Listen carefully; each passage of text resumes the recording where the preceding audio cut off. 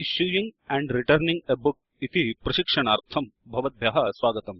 अस्मिन् प्रशिक्षणे वयं सर्वेषाम् उपयोक्तॄणां विवरणप्राप्तिं, पुस्तकस्य वितरणं, पुस्तकप्रत्यर्पणं च ज्ञास्यामः।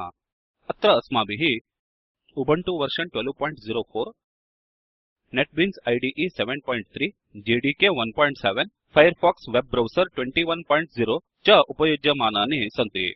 भवन्तः भवदभीष्टं किमपि वेब ब्राउजर उपयोक्तुम् अर्हन्ति।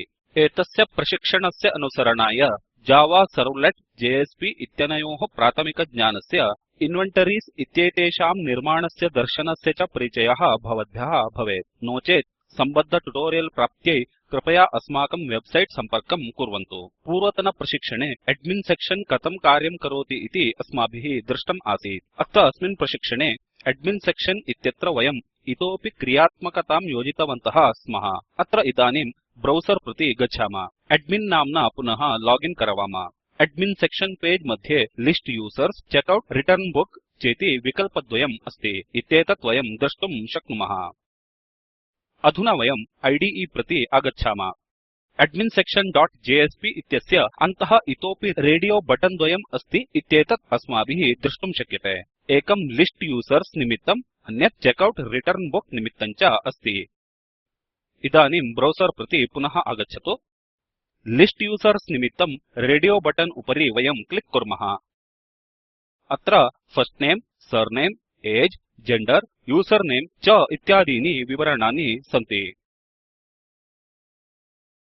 अस्य सोपानानि पूर्वतनविकल्पद्वयस्य समानानि सन्ति। तत् वयं पूर्वतनप्रशिक्षणे दृष्टवन्तः स्मः। अधुना चेकआउट अथवा रिटर्न बुक इत्यस्य अग्रिमविकल्पस्य उपरि वयं क्लिक् करवाम। वयम् एकं फार्म् प्राप्नुमः यत्र भवद्भ्यः पुस्तकस्य चेकआउट करणाय, प्रत्यर्पणाय च अनुमतिः अस्ति। अस्यैव कोड् इदानीं वयं पश्यामः। IDE इत्यत्र प्रत्यागच्छामः। वयं चेकआउट रिटर्न बुक इत्यत्र क्लिक् कृतवन्तः।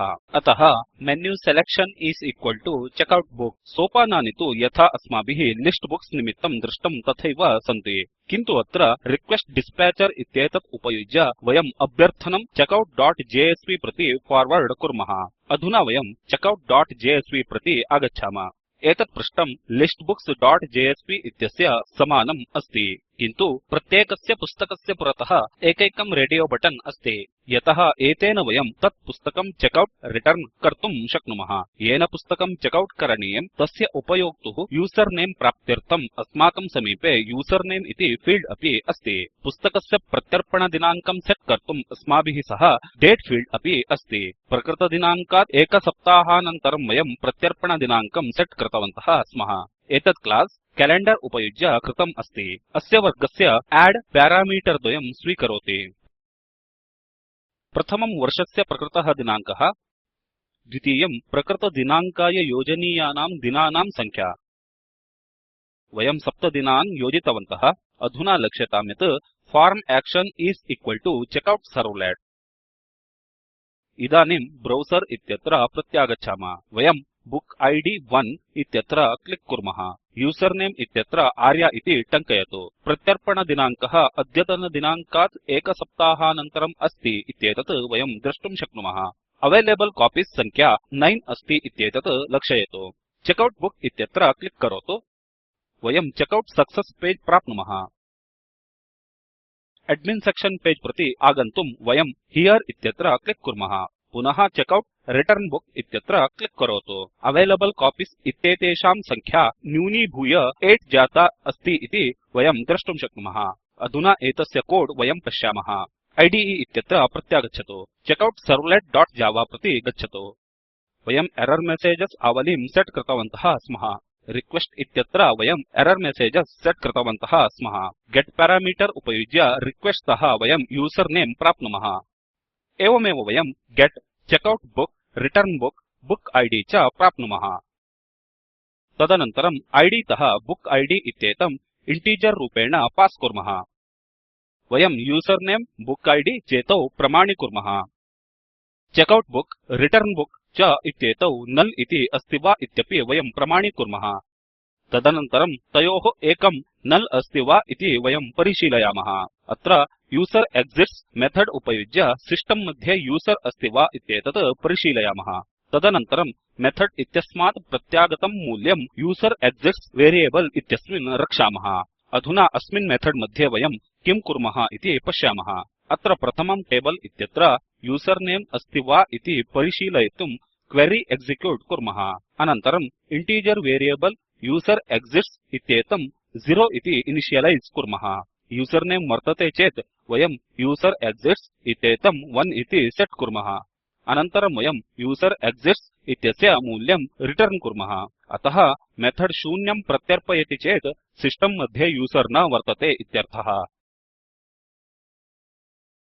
अन्यथा यूजर वर्तते चेत् वयं बुक ऑलरेडी इश्यूड इत्येकं मेथड काल् कुर्मः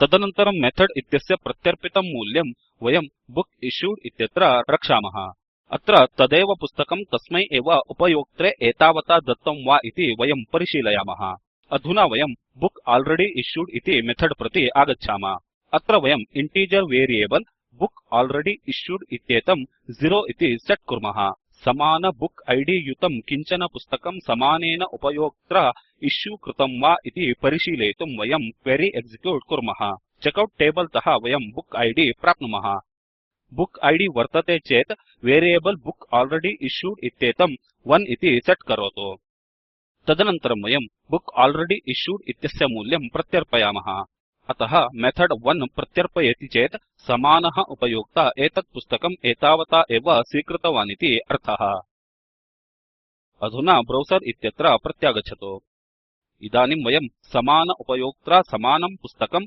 चेकआउट करणाय प्रयतामहे यूजरनेम इत्यत्र आर्या टङ्कयतु बुक आईडी 1 पुरतः स्थितस्य रेडियो बटन उपरि क्लिक् करोतु पश्चात् चेकआउट बुक इत्यत्र क्लिक् करोतु The same user has already borrowed this book इत्येतं एरर् सन्देशं वयं प्राप्नुमः इत्येतत् वयं पश्यामः अधुना IDE इत्यत्र प्रत्यागच्छतु सिस्टम् अन्तः यूजर एक्सिट्स् इत्येतं सत्यं चेत् अपि च चेकआउट बुक इत्येतत् नल् न चेत् वयं चेकआउट मेथड काल् कुर्मः अस्मिन् मेथड मध्ये अस्माभिः किं क्रियते इत्येतत् वयं पश्यामः अत्र IDE सम्बद्धान् अवेलेबल कॉपीस् वयं प्राप्नुमः एतत् वयं बुक्स् टेबल इत्यतः प्राप्नुमः तत्पश्चात् उपलभ्यमानानां प्रतिकृतीनां संख्यां वयं वेरिएबल अवेलेबल कॉपीस् मध्ये रक्षामः अवेलेबल कॉपीस् शून्यात् अधिकम् अस्ति वा इति बुक इश्यूड शून्यस्य समानम् अस्ति वा इति च वयं परिशीलयामः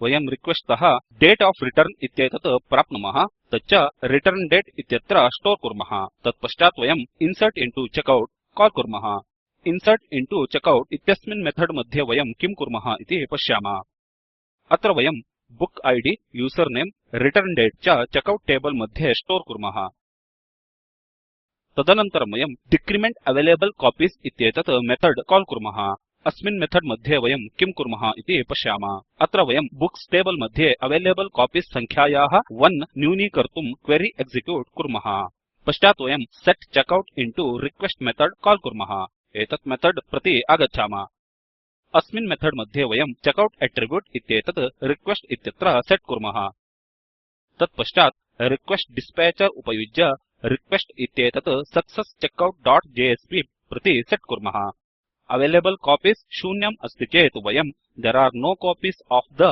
रिक्वेस्टेड बुक अवेलेबल इति प्रिंट कुर्मः अधुना सक्सेस चेकआउट डॉट जेएसपी प्रति आगच्छामः अत्र प्रथमं वयं रिक्वेस्ट तः चेकआउट एट्रिब्यूट प्राप्नुमः तदनन्तरं यशस्वी चेकआउट करणाय यशस्विता सन्देशं प्रदर्शयामः भवन्तः स्वयं विविधान् एरर्स् निर्माणाय प्रयत्नं कर्तुमर्हन्ति इदानीं वयं पुस्तकं प्रत्यर्पयामः तदर्थं ब्राउज़र प्रति आगच्छतु बुक आईडी 1 इत्यत्र क्लिक् करोतु यूजरनेम इत्यत्र आर्या इति टङ्कयतु च पश्चात् रिटर्न बुक इत्यत्र क्लिक् करोतु पुस्तकं यशस्वितया प्रत्यर्पितम् इति सफलता सन्देशं वयं प्राप्नुमः अन्यत् चेकआउट रिटर्न करणार्थं हियर् इत्यत्र क्लिक् करोतु ततः वयं एडमिन् सेक्शन पेज इत्यत्र प्रत्यागच्छामः चेकआउट रिटर्न बुक इत्यत्र क्लिक् करोतु वयं द्रष्टुं शक्नुमः यत् अवेलेबल कॉपीस् संख्या अधिका जाता अस्ति इति वयं एतदर्थं कोड पश्यामः IDE इत्यत्र प्रत्यागच्छामः checkoutservlet.java उद्घाटयतु user exists is equal to 1 अस्ति वा अपि च रिटर्न बुक इत्येतत् null नास्ति वा इति वयं परिशीलयामः ततः वयं रिटर्न बुक मेथड कॉल कुर्मः एतत् मेथड प्रति आगच्छामः अत्र बुक इद् निमित्तं बुक्स टेबल तः टोटल कॉपीज अवेलेबल कॉपीज च चिनुमः टोटल कॉपीज अवेलेबल कॉपीज च वयं क्रमशः टोट कॉपीज अवेल कॉपीज चेत्यत्र स्टोर कुर्मः तदनन्तरं अवेलेबल कॉपीज संख्या टोटल कॉपीज तः अधिका अस्ति वा इति वयं परिशीलयामः अधुना वयं ब्राउज़र इत्यत्र प्रत्यागच्छामः इदानीं यः उपयोक्ता किमपि पुस्तकं न स्वीकृतवान् तस्य परतया पुस्तकं प्रत्यर्पयामः एमडी हुसैन इति यूजर नेम टङ्कयतु बुक इद् 1 इत्यत्र क्लिक् करोतु तत्पश्चात् रिटर्न बुक इत्यत्र क्लिक् करोतु वयम् एवम् एकं एरर् सन्देशं प्राप्नुमः the given user has not borrowed this book इदानीं इद् इत्यत्र प्रत्यागच्छतु अत्र वयं book issued is equal to 1 वा इति परिशीलयामः वयम् अनन्तरं remove from checkout method call कुर्मः एतत् मेथड प्रति वयम् आगच्छामः अत्र येन पुस्तकं प्रत्यर्पितं तत् एंट्री चेकआउट टेबल तः डिलीट कर्तुं क्वेरी एक्जिक्यूट कुर्मः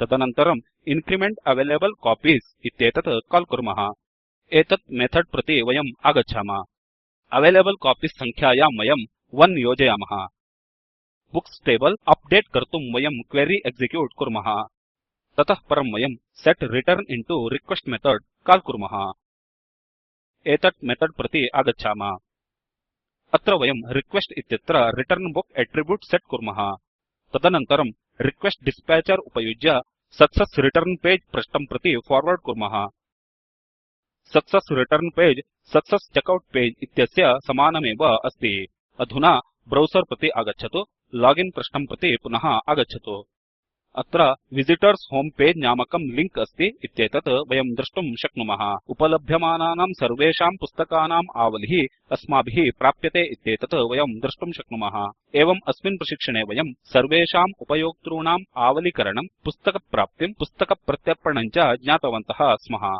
स्पोकन ट्युटोरियल प्रकल्पस्य विषये अधिकविवरणार्थम् अस्मिन् लिंक मध्ये लभ्यमानं वीडियो पश्यन्तु अयं स्पोकन ट्युटोरियल प्रकल्पस्य सारांशः अस्ति यदि भवतां सविधे उत्तमं बैंडविड्थ नास्ति तर्हि भवन्तः अवरोप्य द्रष्टुम् अर्हन्ति स्पोकन ट्युटोरियल प्रकल्पगणः एतत् उपयुज्य कार्यशालाः चालयति ऑनलाइन परीक्षासु उत्तीर्णेभ्यः प्रमाणपत्राणि ददाति अधिकविवरणार्थं कृपया contact@spoken-tutorial.org प्रति लिखन्तु स्पोकन ट्युटोरियल प्रकल्पः टॉक टू अ टीचर परियोजनायाः कश्चन भागः अस्ति एतत् भारतसर्वकारस्य MHRD अधीने विद्यमानस्य राष्ट्रिय साक्षरता मिशन इत्यस्य ICT माध्यमद्वारा समर्थितम् अस्ति अस्याः संस्थायाः विषये अधिकं विवरणम् अत्र उपलभ्यते spoken-tutorial.org/nmeict-intro लाइब्रेरी मैनेजमेंट सिस्टम् इत्येतत् कॉर्पोरेट सोशल रिस्पान्सिबिलिटी प्रोग्राम द्वारा प्रमुख सॉफ्टवेयर MNC इत्यस्य योगदानम् अस्ति एतत् स्पोकन ट्युटोरियल निमित्तं तैः विषयस्य समर्थनमपि कृतमस्ति अस्याः प्रतेः अनुवादिका बेंगलूरुतः नागरत्न हेगडे प्रवाचकस्तु विद्वान् नवीन भट्टः उप्पिनपत्तनं धन्यवादाः